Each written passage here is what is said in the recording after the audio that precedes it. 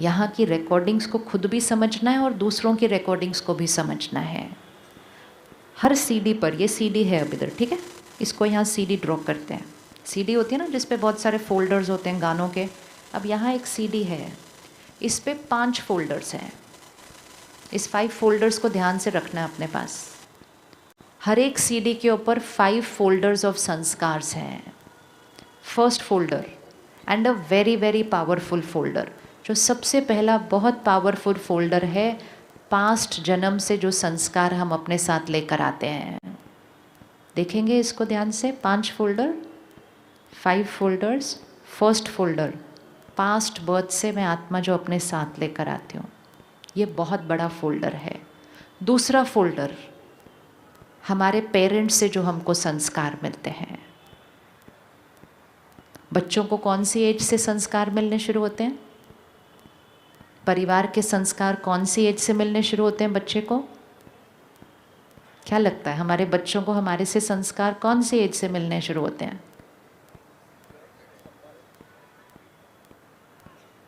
कौन सी एज से मिलने शुरू होते हैं? राइट फ्रॉम द बर्थ नहीं, राइट फ्रॉम द वूम्ब। सबसे पावरफुल संस्कार जो एक पेरेंट एक बच्चे को दे सकता है, that is in the womb of the mother, जिसको कहा जाता है गर्भ संस्कार। हम सुनते हैं ना, अभिमन्यु ने सब कुछ कहाँ सीख लिया था? अब आप सोचो, इसको सिर्फ अपनी लाइफ में लाके दो। एक मम्मी और पापा आपस में बातें कर रहे हैं, वो बैठ के बच्चे को कुछ नहीं सिखा रहे थे। वो मम्मी और पापा कैसे बातें कर रहे थे? आपस में बातें कर रहे थे। लेकिन वो मम्मी और पापा जो आपस में बातें कर रहे थे, उस बच्चे ने ऑब्जॉर्व कर लिया। अब आप सोचो, 9 महीने के अंदर, 9 महीना वो बच्चा मतलब आत्मा गर्भ में है, और कितनी सारी बातें हो रही हैं उसके चारों तरफ। A soul in the womb of the mother बिल्कुल डिटैच स्टेट में होता है, उसकी अब्जॉर्प्शन पावर बहुत हाई होती है। वो 9 महीने ऐसी पावर है कि आप जो संस्कार उस बच्चे को देना चाहें उस टाइम पे दे सकते हैं। It's the easiest time.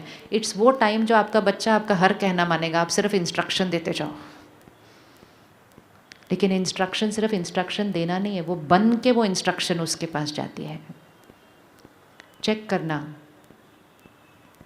और अगर अपने किसी संस्कार से अनकंफर्टेबल हो रहे हो तो अपनी मम्मी को जाके पूछना, भाई जब मैं गर्भ में था क्या चल रहा था आपकी लाइफ के अंदर? आपको डायरेक्ट कनेक्शन दिखाई देगा। किसी के जीवन में कोई संघर्ष चल रहा था, किसी के जीवन में कोई डर चल रहा था, किसी के जीवन में कोई ट्रॉमा चल रहा था, किसी के जीवन में कोई फियर चल रहा था, वो बच्चा डायरेक्ट वो इमोशन ऑब्जॉर्व कर लेता है, जो एक प्रिडोमिनेंट इमोशन उस पेरेंट की थी। इसीलिए वो आत्मा गर्भ में है। और हम इतनी कैजुअली बोलते हैं बेटा होना चाहिए, बेटी होनी चाहिए, ये बनाएंगे वो बनाए। वो अंदर से बैठ के सुन रहा है, भाई इनको तो कुछ और चाहिए था, मैं तो कोई और आ रहा हूँ।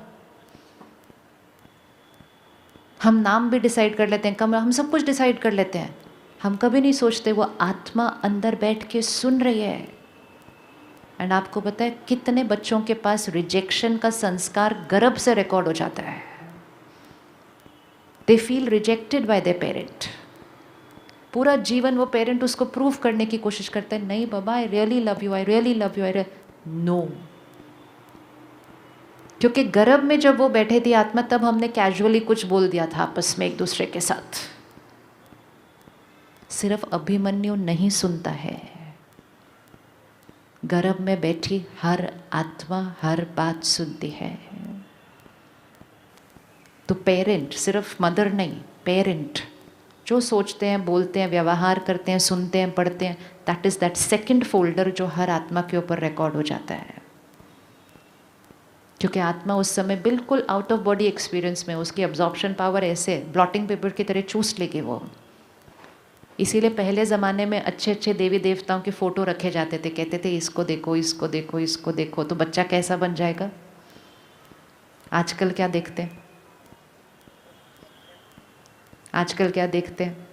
और फिर 10 साल के बाद अपने बच्चे को देखते, कहते मेरा बच्चा ऐसा क्यों है, क्या देखा था उस 9 महीने में। Never put the finger there, take responsibility.